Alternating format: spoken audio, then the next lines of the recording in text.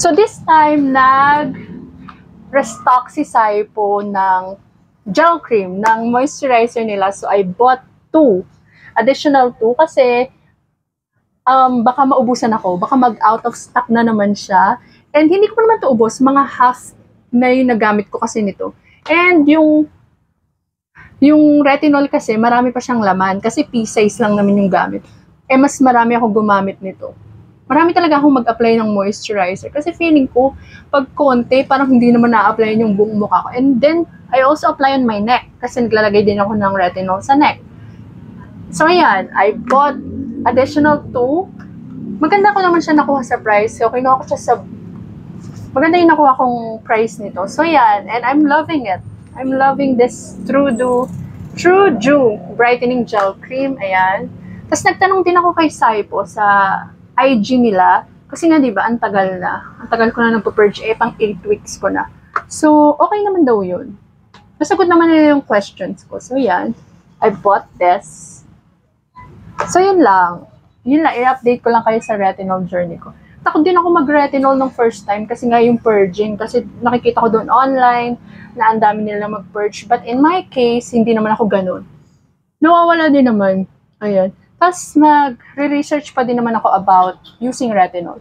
Sabi, wag mo daw puputukin or pakikialaman yung purging acne mo. Parang hayaan mo lang siya. Di ba dapat hindi natin pinuputok or pinakikialaman yung acne, di ba? Ganon din yung sa purging acne daw. So nilagyan. Pero yung akin kasi, eto, malaki to nung last. So ayan, nag-mark siya. Nilagyan ko siya ng patch, which is not right. Kasi di ba yung sa patch, ang natatanggal niya lang naman is yung pus dun sa acne. Tapos nagdudugo siya pag tinanggal ko na yung patch. And then, iimpis. Pero sa akin kasi, pag hindi naman siya agad-agad umiimpis mag-collect ulit siya ng pus or pus, I don't know what it's called or pronounced. So, yun. Yan. Ito lang, yung True Dew Gel Cream. Actually, bumili rin ako ng isa pang moisturizer for my retinol. Yun yung Kangyul Barrier Cream ata. Pag naubos ko to, itatry ko yun. So, ito, nag-restock lang talaga ako. Kasi talaga si Saipo, maraming bumibili nito. And I can't wait sa 12-12 kasi baka mamaya magsisale sila sa 12-12, wala nakaabutan nito. So, yun. Yung retinol, pag naubos ko to, baka dito pa rin ako magstay. Pero pag wala na ako nakikitang improvement or something, baka mag-iba ako ng retinol. Pero ang pinaganda kasi nitong Saipo No Regrets Retinol Gel, ano siya di ba gel nga siya, medyo runny siya. Kasi feeling ko yung cream, kasi di ba nag-moisturizer ako, cream to. Parang feeling ko, ang hirap niya kasi i-blend or i-apply. Kasi nga, cream siya, so parang kailangan marami ako ilagay. Ito kasi, pea-size lang nito, sakto na. Parang siyang mas ano siya yung parang mas madali siya ikalat sa face, and then fast absorbing nga siya. And which is maganda. Maganda siya gamitin.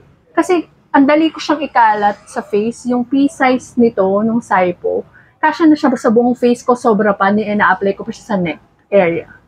Pero ingat nga lang talaga sa mga sensitive part, especially here, especially sa malapit sa lip area. Yun nga, I accidentally put it again on my lips, and yan, nag-chop lips or nagbabalat yung lips ko dahil dito. So yan, maganda na siya. Yan, maganda to si Saipo. So that's it. Bye!